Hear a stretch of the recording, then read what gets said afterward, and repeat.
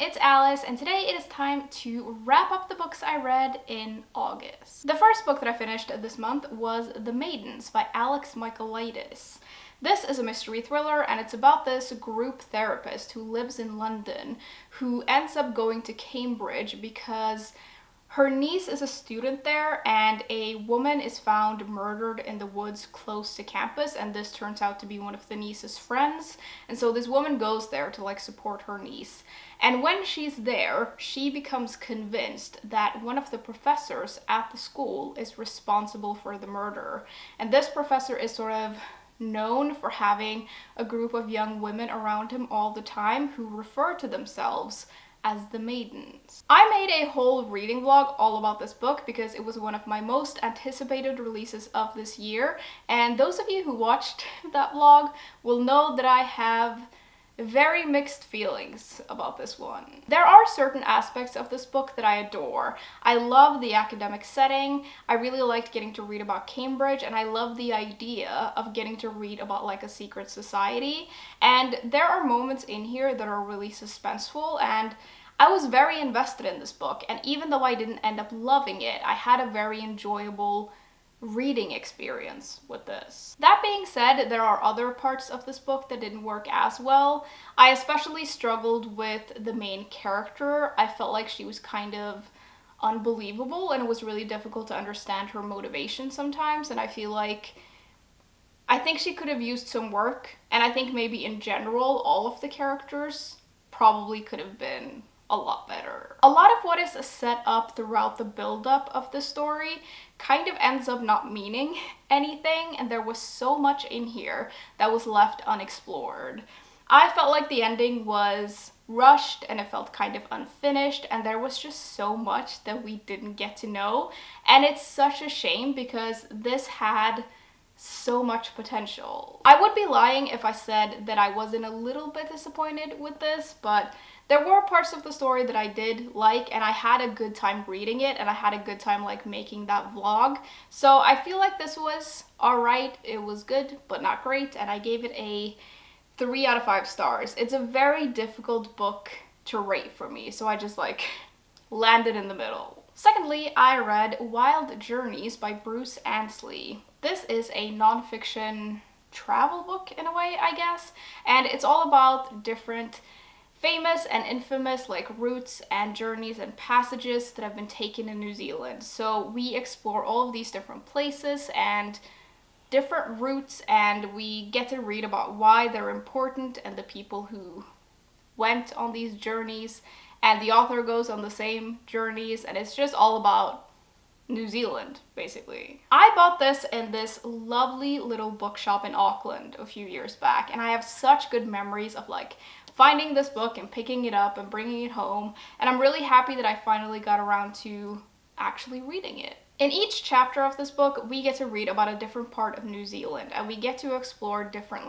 paths and journeys, and we get to read about the people who went on them, and a lot of the chapters in here are more historical. We get to read about more historical figures, and then others are more contemporary, and in each one the author sort of goes on the same trek himself. I very much enjoyed the historical chapters in this book, whereas I found the rest of them a little bit less interesting and kind of forgettable, to be honest. In a lot of ways, this almost feels like a short story collection, and as with all short story collections, it's kind of like a mixed bag. I did really enjoy all of the descriptions of the nature though, and it really made me want to travel back to New Zealand, which I will do one day. I do think that it is a huge missed opportunity that there aren't any maps or any pictures in this book. I think that could have lifted this from something good to something great, and I think it would have helped those chapters that were a little less interesting become more enticing to read, and I just think it would have made this book so much better. And I think it's a shame that there aren't any maps in this. Just one map a chapter would have done loads. Overall though, I did enjoy this. It was a nice little read, and I gave it a 3 out of 5 stars. I also just have to point out that this cover design is one of my favorites ever. I just think it's so pretty. And like, can you imagine how great this book would have been if this had carried on the inside? Like, it would have been incredible. Then I picked up Crocodile on the Sandbank by Elizabeth Peters. This is a historical fiction mystery adventure book, and it starts off with us meeting Amelia Peabody in the late 1800s, and she has just lost her father and she has come into an inheritance, so she decides that she wants to see the world. And on her travels, she comes across this woman in distress, and she like saves her, and they become friends, and they go on these travels together, and they end up in Egypt in the middle of this mystery with an undead mummy. This was delightful and right up my alley, and when I picked this up, I really needed something like fun and light, and this was perfect. I had a lot of fun reading this. It's charming and exciting, and I loved the historical setting, especially that of Egypt, and I loved all of the archaeology stuff. And I love the characters in here, especially the main character. Her determination and cleverness and just her oomph is amazing. For someone like me who loves an adventure story, maybe especially a historical one, this was just perfect. And like I mentioned, when I picked this up, I really needed something light and something easy to get engrossed in, and that's exactly what this was. And I do love a good mystery without too much like gore and violence. It's more of like a cozy mystery, so it was perfect for that too. And I just loved getting lost in this story and going on this journey with all of these people. It was just fun and light and entertaining, and I gave it a 4 out of 5 stars. And this is the first book in a series of 20 books, which makes me so excited because I have so much to look forward to. And I really need to get the other books, like I can't wait to start reading them. This reminds me a little bit of The Smoke Hunter, which I reviewed recently and I loved. And like I mentioned with that book, if you like the movie The Mummy, you might like this book. Next, I picked up a poetry book, and it was The Hill We Climb by Amanda Gorman. And this is, of course, the poem that Gorman read at Joe Biden's inaugural ceremony. I'm sure a lot of you, like me, saw this performance when it happened. I remember seeing it on the day, and I was just blown away. And so when I saw this, I just wanted to get a copy of it so that I could revisit it from time to time and have it be a part of my poetry collection. I think this is a great poem written by an intelligent and inspiring woman, and I really enjoyed reading it, although I will say I think that hearing it recited by Gorman is even better. Like, I think the way she does that adds another level to it. I don't really have that much more to say about this than that. It was powerful and inspiring, and I, like a lot of other people, I'm sure, am really looking forward to whatever Gorman writes next. Then I picked up another nonfiction book, and it was Half-Lives by Lucy Jane Santos. This was sent to me by the publishers. It's a history book all about radium, which was discovered in the late 19th century, and it became a thing of fascination for everyone, like scientists and medical professionals and just people in general. And for a long time, it was dubbed as this like miracle substance that could do just about everything. And so it was put into a lot of different things, which we now know was not great.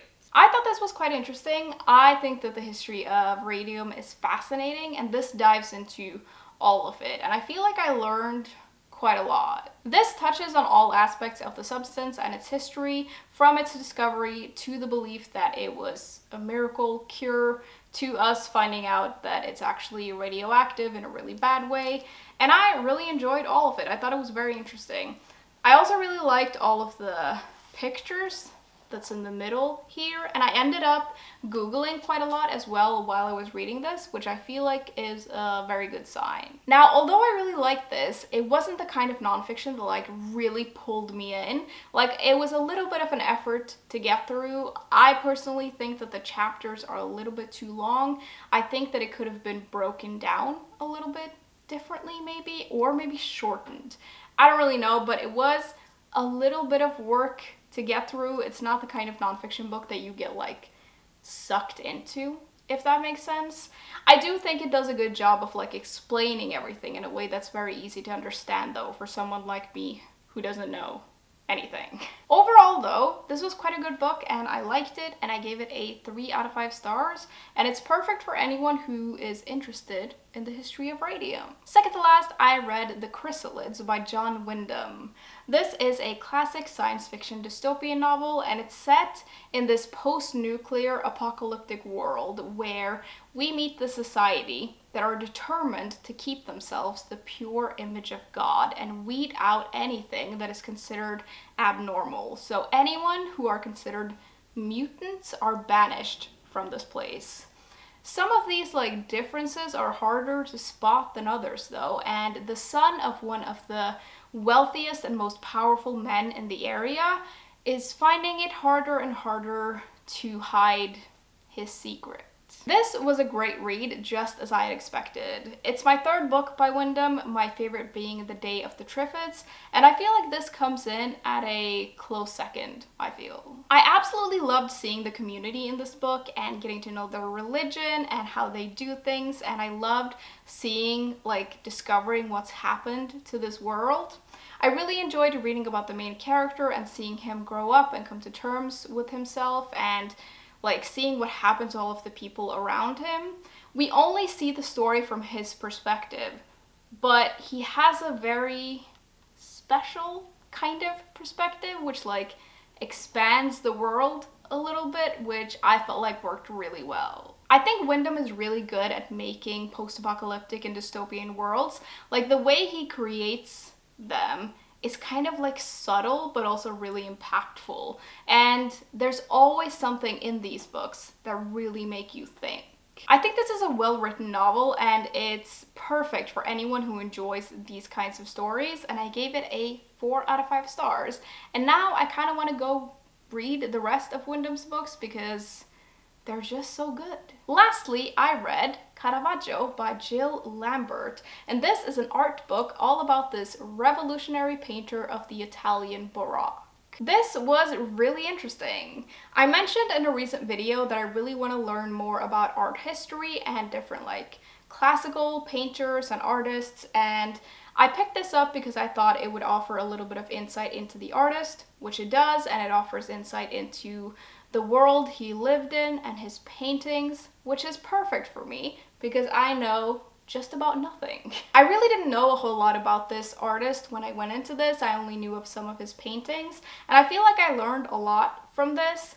He seems to have been quite the piece of work, but it was really interesting to read about, and it was interesting to read about why his paintings were so revolutionary in his time and how his works have affected the people who came after him. I quite like how this was written. It was very easy to read and easy to understand, and it takes us through the evolution of this artist's life, which I really enjoyed, and it doesn't go super in depth. It sort of just gives us an overview, which is exactly what I wanted. Overall, I thought this was great. It was a great introduction to this artist, and I gave it a 4 out of 5 stars, and I can't wait to read the rest of the books that I got that are like this.